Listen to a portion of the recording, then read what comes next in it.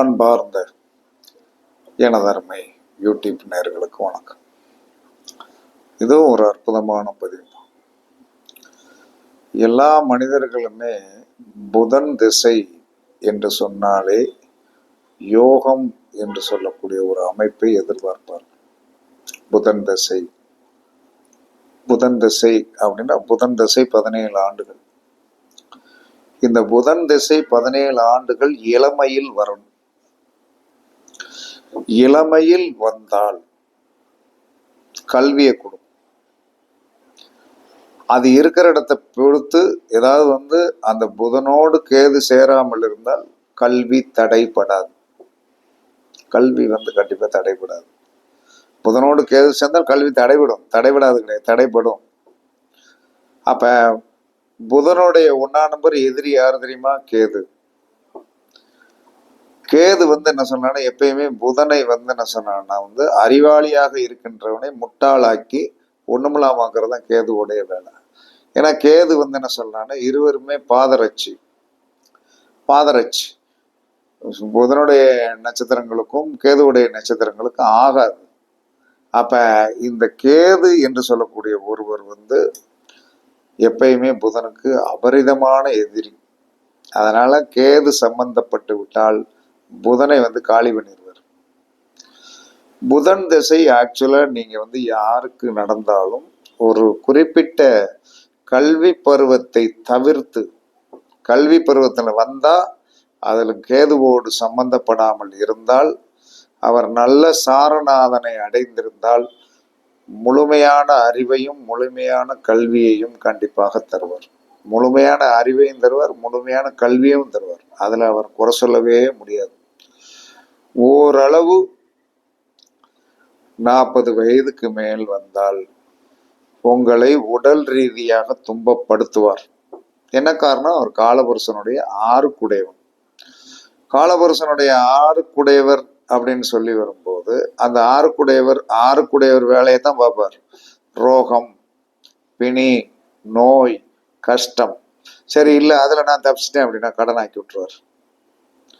புதன் திசையில் எந்த ஒரு மனிதனும் கடனுக்கு வட்டி கட்டியே ஆக வேண்டும் என்ற விதிக்கு ஒரு கோட்பாடு உள்ளது. பேங்க்ல உங்களுக்கு லோன் இல்லாம இருக்க விடவே மாட்டார். இது கண்டிப்பாக நிச்சயம். அப்ப புதன் திசை 17 வருஷம் ஓடுது, நம்ம சந்தோஷமா இருந்துடலான்னு நினைக்காதீங்க. இடையில் என்ன சொல்லலாம்னா, நட்பு ரீதியான பழக்க வழக்கங்கள், அது ஆண் நண்பர்களாக வரலாம் அல்லது பெண் நண்பர்களாக வரலாம். அந்த ஆண் நண்பர்களோ பெண் நண்பர்களுக்கோ வரும்போது அவர்களுக்கு உதவி செய்ய போய் நாம் என்ன சொன்னா மாட்டிக்கிடுவோம். சும்மா என்ன சொன்னா, ஒரு கையெழுத்து ஜாமீன் கையெழுத்து போட சொன்னாங்க, அவர் தான் கரெக்டா கட்டிடுவார்லன்னு நான் போட்டேன் அப்படின்னு சொல்லிட்டு மாட்டி விட்டோம்.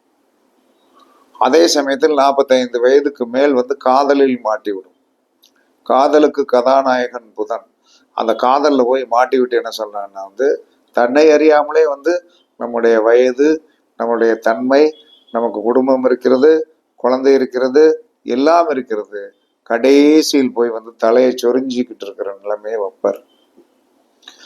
அதற்கு ஏற்ற மாதிரியான நபர்களும் வருவாங்க. அதுதான் அந்த ஃபீல்டை நீங்க எப்படியே யோசனை பண்ணி பார்க்கும்போது அதற்கு ஏற்ற மாதிரியான நபர்கள் என்ன சொல்றாங்கன்னா, அந்த புதன் திசை என்ன சொன்னான்னா ஈர்க்கக்கூடிய சக்தி, பிற பாலாரை ஈர்க்கக்கூடிய அற்புதமான சக்தி இந்த ஒரு விஷயத்தில் உண்டு. காதலுக்கு அதிபதி ஆகிய புதன் ஒரு நிமிஷத்துல என்ன சொல்றான்னா, எவ்வளவு பெரிய தன்னுடைய வயதுக்கு 20 வயது கம்மியான நபர்களை ஈர்த்துருவான். ஈர்த்து தன் கட்டுப்பாடு கொண்டு வந்துருவாங்க.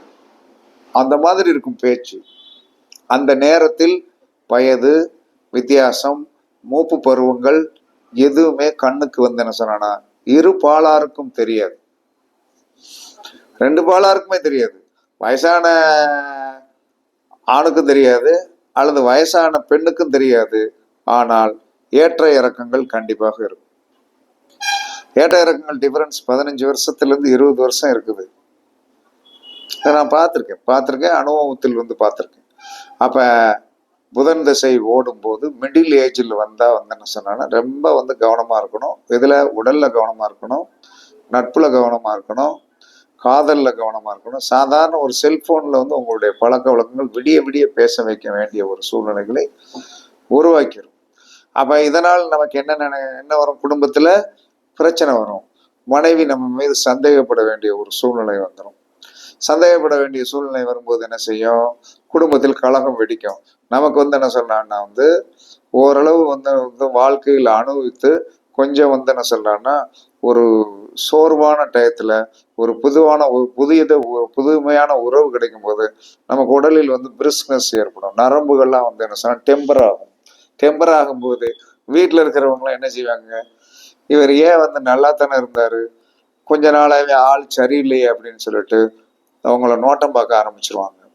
நோட்டம் பார்க்காம ஆரம்பிச்சு உங்க செல்போனு நம்பர் எல்லாம் வந்து நம்ம நம்பர்ல எங்க இருந்து போன் வருது, எங்க இருந்து கால் வருது அப்படிங்கிறத பூரா தேடுவாங்க.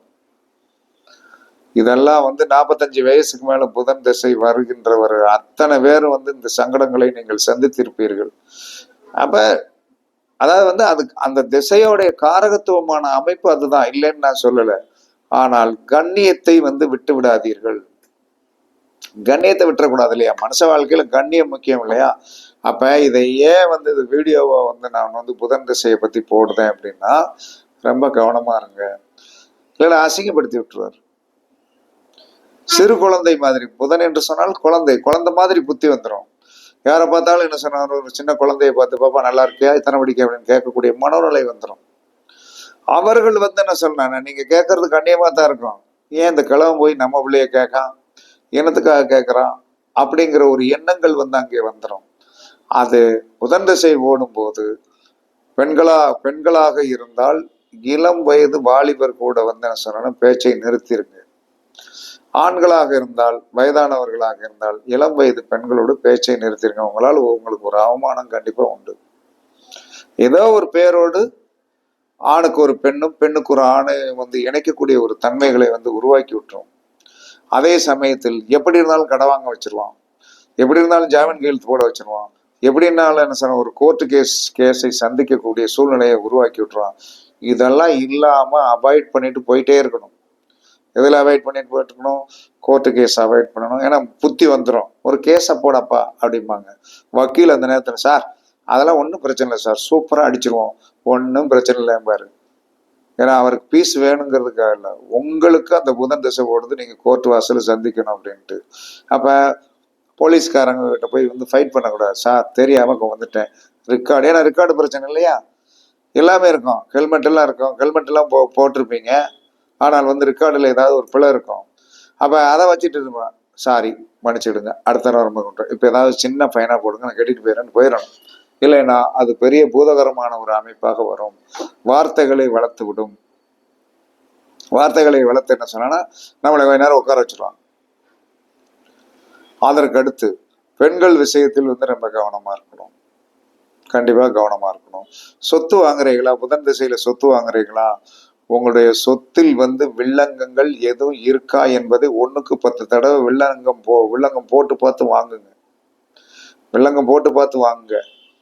இல்லைன்னா கண்டிப்பாக அந்த சொத்தில் வந்து ஏதோ ஒரு பிழை இருக்கும். ஒரு பத்திரத்தில் வந்து எழுத்து பிழை கூட வந்திருக்கும்.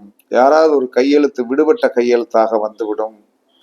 வில்லங்க சான்றிதழில் வந்து என்ன சொல்றான்னா வந்து வில்லங்கம் இல்லை என்றே வரும். ஆனால் ஒரு 4-5 வருஷம் கழிச்சு வந்து என்ன சொன்னான்னா வந்து அதில் வில்லங்கம் இருக்கிறது என்று வரும். இதே மாதிரி வந்து என்ன சொல்லலாம்னா எனக்கு தெரிஞ்சு வந்து 85 சென்ட், ஒரு சென்ட் 3 லட்சம் ரூபாய் கணக்கு பார்த்துருங்க. இவர் ஏற்கனவே வாங்கிட்டார். வாங்கினதுக்கு பிறகு அந்த பத்திரம் வந்து என்ன சொல்லலாம்னா இன்னொருத்தர் பேரில் இருந்திருக்கிறது, இன்னொருத்தர் பேர்ல இருந்திருக்குது. அதுக்கு பிறகு அவரை சரி கட்டி இவர் வாங்கிட்டாரு, வாங்கி சரி பண்ணி இவர் கரெக்டான பொசிஷனுக்கு வந்துட்டார். இப்போ அந்த நிலம் வைக்க மாட்டேங்குது. என்ன காரணம் அப்படின்னா புதனுடைய தோஷத்தை வந்து சில நட்சத்திரங்களுக்கு இருக்குது. புதனுடைய தோஷம் வந்து என்ன சொன்னான்னா யார் ரேவதி நட்சத்திரத்துல போய் பிறந்தா, ரேவதினா புதன் தானே, ரேவதி நட்சத்திரத்துல போய் பிறந்து அங்க ரேவதி நட்சத்திரத்திலேயே ரேவதி நட்சத்திரத்துல யார் பிறந்திருந்தாலும் அங்க வந்து என்ன சொல்லலாம்னா புதனுடைய நட்சத்திரம்.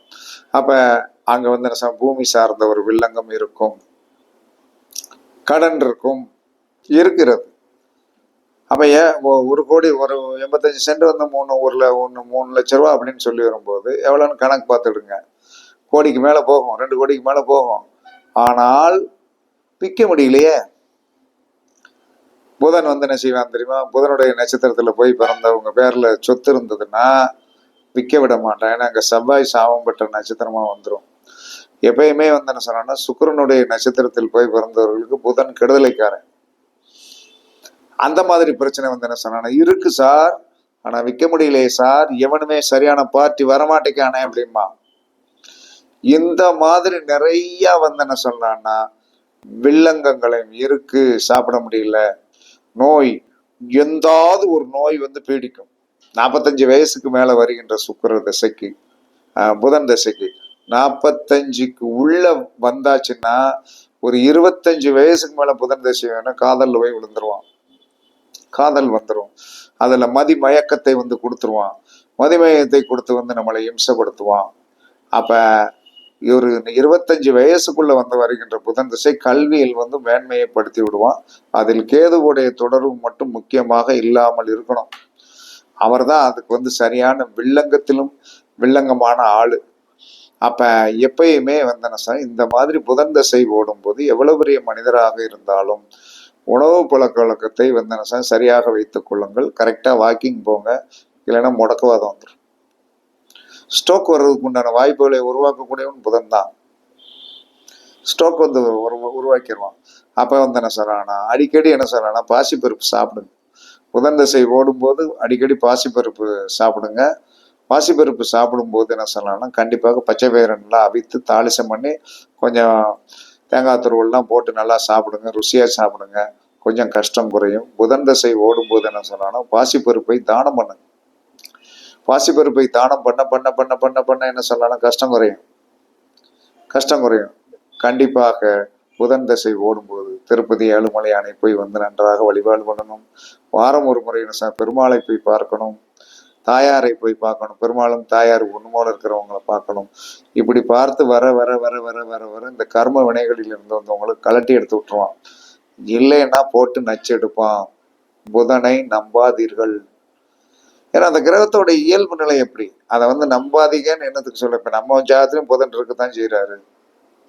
என்ன செய்வான் தெரியுமா? புதன் திசை ஓடும்போது 2 மணிக்கு ஒருத்தன் வாரேம்மா, நம்ம என்ன செய்வோம், சரி 2 மணிக்கு வந்துருவோம் அப்படின்னு சாப்பிட்டுக்கிட்டு ரெடியா இருக்கும். இன்னொரு வேலையை பார்க்க முடியாது. அந்த 2 மணி நேரம் வந்து தாமதப்படுத்துவோம். இன்னைக்கு 2 மணிக்கு வரேன்னு சொன்னவன் 4 மணிக்கு வரான். என்ன பண்ண, வந்தவன் சும்மா வந்தானா விரட்டி விட்டுறலாம், பணத்தோட வாரான். அதனால வந்து என்ன சொன்னான்னா வந்து அமைதியா, என்னப்பா 2 மணிக்கு வர்றவன் 4 மணிக்கு வர இல்லையா, கொஞ்சம் 10 ஆள் வேலைக்கு விட்டுருந்தையா, என்ன செய்ய அப்படின்னா, சரி ஒரு டீயை குடிச்சிட்டு வான்னு சரி சரி பண்ணி நேட் பண்ணி பணத்தை வாங்கி போட்டுட்டு அனுப்பி விட்டான். இந்த மாதிரிலாம் இருக்கான். அந்த நேரத்துல வந்து என்ன சொன்னான்னா, ஒன்றை கொடுத்து உங்களை வந்து காக்க வைப்பான். ஒன்றை கொடுத்துருவான். புதன் திசையில் வந்து பொருளாதார வசதி வரும். புதன் திசையில் பொருளாதார வசதி வரும். அதை வந்து நம்ம வந்து என்ன சொன்னா டேக்கிள் பண்ண கத்துக்கிடணும். ஏன்னா புதன் காலபுருஷனுக்கு 6 குடையவன். புதன் காலபுருஷனுக்கு வந்து என்ன சொன்னா வந்து 3 குடையவன். அப்ப கம்யூனிகேஷன் மூலமாக, புதன் என்று சொல்லக்கூடியவன் கம்யூனிகேஷன் மூலமாக, இந்த புதன் எனக்கெல்லாம் புதன் திசை ஓடுது. இந்த புதன் திசை வந்து ஒரு 5 வருஷமா ஓடுறதுனால எல்லாமே கம்யூனிகேஷன் தான். எல்லாமே ஆன்லைன் ஜோதிடம் தான். உட்காந்து பார்க்குற ஜோதிடம் ரொம்ப ரேரா இருக்கும். உட்காந்து மக்கள் வந்து உட்காந்து பார்க்கறது ரொம்ப ரேரு.